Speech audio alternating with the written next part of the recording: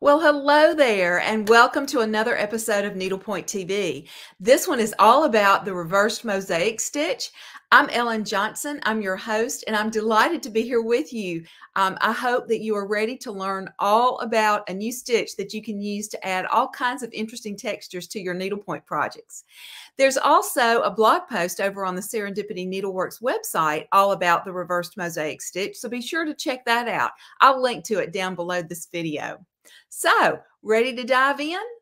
Terrific. Let's get started. So I have a couple of projects that I wanted to share with you. One of them is this really cute My Pink Sugar Life Designs canvas. It's a piece that we did at a retreat that I hosted a couple of years ago, and it's got little suitcases, as you can tell. I used the reversed mosaic stitch on the suitcase on the bottom. So if you're familiar with the mosaic stitch, which most people are, in fact, I consider it one of those stitches that every needlepointer needs to know. This is really a very simple variation of that mosaic stitch. It's where each unit on a row alternates the direction that the stitches slant. I have a stitch diagram over on the blog post, so I'm going to share my screen with you so that you can see what the stitch looks like on a diagram. All right, let's take a peek. So as you can see, it's a lot easier to work the stitch in two steps, and that's the way that I recommend that you do it. So you start on the right edge. I'm right-handed, so I start on the right edge. If you're left-handed, you can start on the left side, but you work mosaic stitch units, and this is worked in diagonal rows. That helps to prevent any kind of canvas distortion, or at least as much canvas distortion. So you work in diagonal rows, and to complete, I'm scrolling down, so I have to look at my screen too. So to complete the pattern, you simply reverse the slant and fill in the gaps for the remaining spaces, and then you've completed your pattern. So like I said, easy peasy to do. If you look up here at the top of the blog post, you'll notice that the flower petals on that pink flower are also worked in reversed mosaic stitch. And at the bottom of the blog post, there's a picture of an ornament that I stitched for Rebecca and Dan for their wedding. And the background of that ornament is worked in the reversed mosaic stitch too. Now, there's some other uses for the reversed mosaic stitch, obviously. So I'm going to share a couple with you, and I'll show you also some threads that are some of my favorites. This little ornament from Kathy Schinkel Designs is one of my favorites. It's one that she designed for Serendipity Needleworks as an exclusive when Serendipity Needleworks was a brick and mortar store. And I love the way she captured our river that runs through the center of town. Also, Denny Chimes, which is an icon landmark on the University of Alabama campus. I actually used the reverse mosaic stitch down at the bottom for the grass. And I used a thread called Soie Cristal from the Karen collection for that grass, but you can use really any kind of thread that you want in order to execute that stitch. Silk is great. Cotton, DMC stranded cotton is another really good option. You could use a silk like pepper pot on an 18 mesh canvas, or Vineyard Silk Classic on 18 mesh canvas. Those are both single strand silks if you don't want to do a thread that has to be divided or use a divisible thread. Splendor, though, if you wanted to use a divisible thread, is a really nice divisible silk floss from Rainbow Galleries. So lots of different options. You could also use a multicolored thread, and that can be very effective. Some wonderful options in the overdyed or the hand-painted threads are going to be Weeks Dye Works, and that's a cotton thread. So it's a cotton floss that's been hand-painted. The color changes are very subtle, though, almost monochromatic, and they're super effective for all kinds of different design components you might have on your needlepoint canvases. In addition to that, another stranded cotton is a cotton from a company called The Gentle Art. They also have some really pretty subtly overdyed threads that just really luscious and yummy to work with. Karen Collection, like I mentioned, is the manufacturer for Soie Cristal, but they also have a thread called Water Lilies. And Water Lilies is the same thread as the Soie Cristal. It's the silk, the divisible silk. It's a 12-strand divisible silk, but it is hand painted. So that means that the dye is applied with a paintbrush by human beings. Now, there are some colors that I love for grass, and I pulled 3 of those out to share with you here today. One of them is called Emerald. It's color number 65, and it is gorgeous. It's probably my favorite for grass, for bright green summer grass, especially if you have a canvas maybe that has a golf course on it. Some spring greens that are really nice for bright spring canvases like Easter canvases, things like that. Jade number 66 is a really pretty color, and so is Guacamole number 206. So these are more bright spring greens as opposed to this more rich emerald green, but all 3 are equally lovely and would work very well for grass on your canvases. In addition to grass, you can use the reversed mosaic stitch to stitch cobblestones or paths that are rocky or have some texture to them. You want to create some texture. And one of my favorite threads, another Karen Collection thread, is watercolors. It's a divisible 3-strand Pima cotton thread, and it's also hand painted. So the dye is applied by hand by individuals in their manufacturing plant up in Connecticut. And I pulled some really fun colors for cobblestones or for stones, rocky paths that you can use the reverse mosaic stitch on as well. Now, we all know that stones and rocks can be lots of different colors, but I pulled some natural tones that I think are especially effective. So there's one called Sandstone. It's color 001. Love this one. It's a very soft color. It's got, let me look at it more closely. It has a little tinge of pink to it. It has some cream and some off-white, almost an oyster color. Just a really pretty option. And then another one that's in that sort of the gray with some grays in it, the grayish family or the more neutral natural color. Oyster number 264 is a really nice choice. It has more grays, no pinks, but grays and creams and some white. So it's a really nice option too. And then for more of your granite sort of looking stones, this one called Quicksilver number 265 is a really nice option. So these 3 make for some light rocky paths, light toned rocky paths or cobblestone streets and sidewalks. And then for some darker tones, these are in the brown family. So we have a medium, a dark, and one that's more light. So we'll start with the dark one. Black Forest number 063 is a really nice one for dark rocks, dark colored rocks. If you want something that's more of a medium tone, then Copper number 137 is a nice choice. And then finally, for a little bit lighter, although it is kind of still in the medium family, Ginger Snap number 189. So these 3 are all good options if you have some brown tinted stones or rocks that you want to stitch on your canvas and you want to use the reverse mosaic stitch.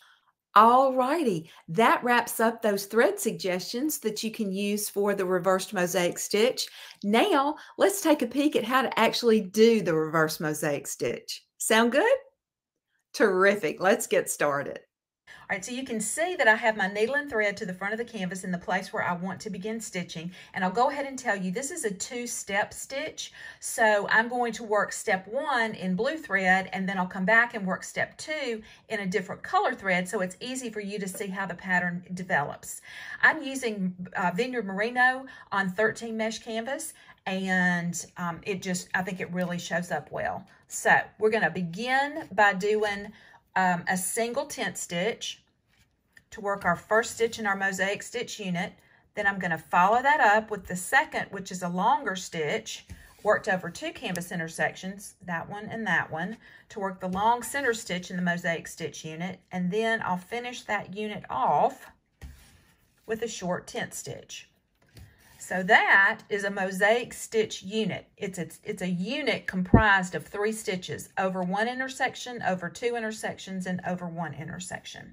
So to work this stitch is worked in diagonal rows. So in order to get myself in position to begin the next stitch, which is the first stitch in the second row going this way diagonally, I need to back up from this stitch right here 4 canvas threads. 1, 2, 3, 4. Bring my needle through the front and take that first stitch. How did I know that I needed to back up 4 canvas threads? I looked at my stitch diagram and counted the gray lines, and the gray lines represent canvas threads, so that's how I know where I needed to bring my needle back up to the front. And you'll notice now that I've stitched the first unit in the second row, there are 2 canvas threads, 2 vertical and 2 horizontal canvas threads between these 2 units. That's because in step 2, we're going to come back in and fill in the gaps. So to work the second stitch in this unit, I'm going to skip this canvas hole, and I'm going to come up and work the first little short stitch and that second little medium length stitch. Notice how that stitch is sharing a hole with the long stitch in the previous row. So we're connecting some stitch units together, or some blocks together. Skip that little hole and work another mosaic stitch unit. All right. And when it's time to turn around and go back up the hill, then what I need to do is find on my diagram, here is where my stitch ends. I need to find out how many canvas threads I need to go this direction in order to work that first short stitch in the next row, which is the third row. And in doing that, I've counted and I know it's 5. So 1, 2, 3, 4, 5. And if I work that first stitch, sure enough, there are 2 vertical canvas threads in between this unit and this unit. And that's exactly what I want. So I'm just going to continue and work back up the hill. Again, skipping that little hole there, working another mosaic stitch unit.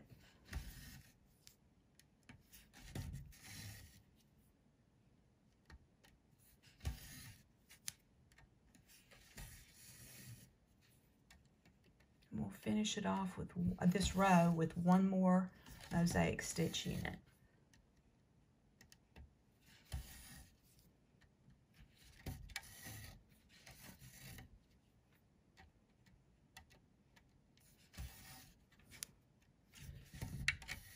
And I'm going to finish this pattern off so that it's easier for you to see how to go back and fill in the gaps.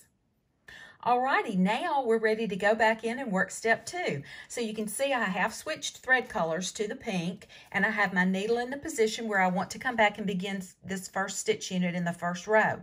Last time when we were working step 1, we worked in diagonal rows going this direction. Now we'll be working in the opposite direction where we'll execute the units in this kind of a diagonal row.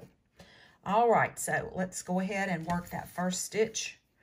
And we're really, like I said, just going back and filling in the gaps that we created in the first row. Or, excuse me, the first step, I should say. And you can see how this works the same way. There's a little hole in the middle. We're going to skip that, but we are going to work our first stitch in the second unit of that first row as a short tent stitch. Then here's our second stitch in that second unit and the third one.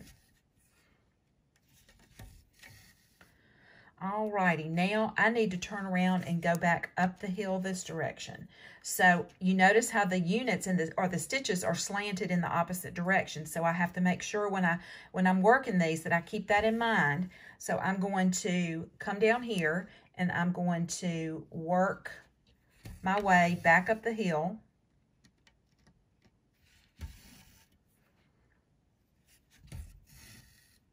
And it really doesn't matter which direction you start. If you start here and go down, or at the bottom and go up, it doesn't really matter in this case. You just want to make sure that you're consistent.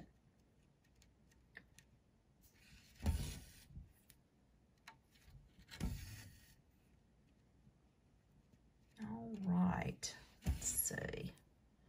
Let's finish out this second row. Again, skipping that little hole in the middle. Whoop, there it is. Skipping that little hole and then working our first short tent stitch, our longer middle stitch, and then our little short tent stitch. And you would just continue working in this pattern until you've completed all of the area, or covered all of the area on your canvas that you're trying to cover. So this is a really pretty stitch. It's not hard to do. It's just, it takes a little bit of time because there is more than one step. And like I said, I really like this stitch. It's easy to compensate. Just a really good, versatile stitch to have in your stitch arsenal. All right, let's wrap it up here with these last two little stitches. And voila, there you have the reversed mosaic stitch. So as you can see, the reverse mosaic stitch really is a simple stitch to execute. You just have to break it down into a couple of steps. Now, before we go, I wanted to share with you a canvas that I think it would be absolutely adorable on for the background. It's one I pulled out of my stash, and it's these cute little kitty cats. I love these stylized cats. I think they're just adorable, and I think that the reverse mosaic stitch worked in those 4 different shades of orange would be really, really cute. So thanks ever so much for being here with me today. I hope you have a terrific rest of your day and a wonderful week. And until next time, happy stitching. Bye for now.